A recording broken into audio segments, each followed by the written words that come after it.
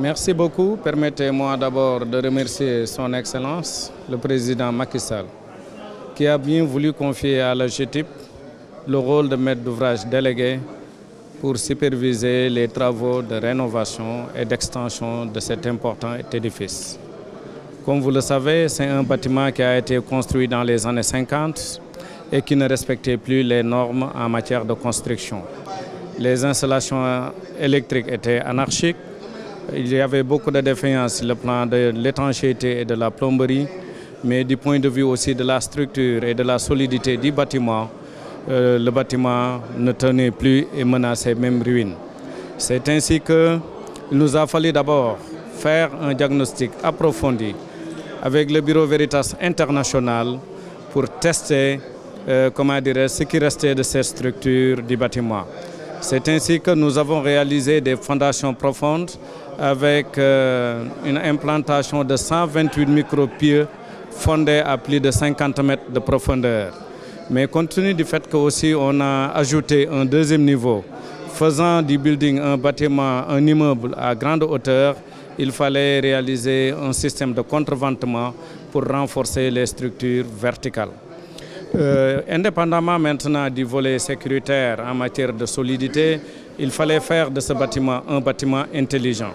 Compte tenu du fait que les consommations énergétiques antérieures étaient très élevées, il fallait mettre un dispositif solaire. C'est ainsi que plus de 1560 m² de panneaux photovoltaïques ont été installés avec une capacité de 546 kW. Nous avons une production à l'heure 1667 kWh. Mais indépendamment du mix énergétique qui fera économiser plus de 50% en matière de consommation énergétique, c'est un bâtiment qui est doté de toutes les commodités requises en matière de gestion en s'appuyant sur l'informatique et le numérique. C'est ainsi que tout le volet sûreté et sécurité a été intégré avec l'équipement de dernière génération, mais le building aussi a été renforcé en termes de mobilité. C'est ainsi que le nombre d'ascenseurs est passé de 7 à 12.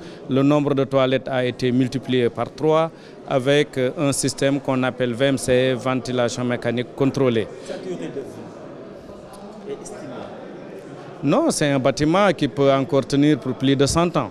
En tout cas, avec les normes actuelles qui existent, c'est un bâtiment qui tient au moins pour 100 ans. Mieux, vous allez constater qu'il y a beaucoup de vitrages, mais c'est un vitrage à basse émissivité. La transmittance technique est très faible. Cela veut dire quoi? Que, le rayonnement solaire, il n'y a pas de transmission du rayonnement solaire. Il n'y a que 0,01% de rayons solaires qui seront transmis dans les locaux pour dire que la température intérieure sera toujours maintenue et la climatisation centrale qui est installée au niveau du building est contrôlée à partir d'un poste de commandement et de surveillance disposant d'équipements adéquats qui permet de contrôler la présence ou non, l'ouverture ou non d'une porte pour démarrer ou pour arrêter la clim. C'est El Hadj Malick Gueye, je suis le directeur général de l'AGETIP. Je voudrais quand même parler un peu du coût. Parce que vous savez... Voilà. On a beaucoup parlé de coût. D'abord, je voudrais attirer l'attention. D'abord que ce bâtiment a été réhabilité par une entreprise sénégalaise, s'appuyant certes sur une expertise étrangère, mais tout ce qui est études, supervision, etc. a été entièrement réalisé par des experts sénégalais, des ingénieurs de l'AGETIP qui s'appuient sur des cabinets locaux pour conduire ces travaux. Le coût maintenant de ce projet s'élève à 32 milliards hors taxes. Pourquoi je parle d'hors taxes? Parce que c'est un projet qui est financé par la banque, par la BOAD. Et comme vous le savez, les bailleurs ne financent pas de taxes. Il est vrai que le contrat est libellé en TTC, mais même si on parlait de TTC, on serait à 38 milliards, alors que les coûts qui seront réellement décaissés seront de 32 milliards de francs CFA. Et le coût...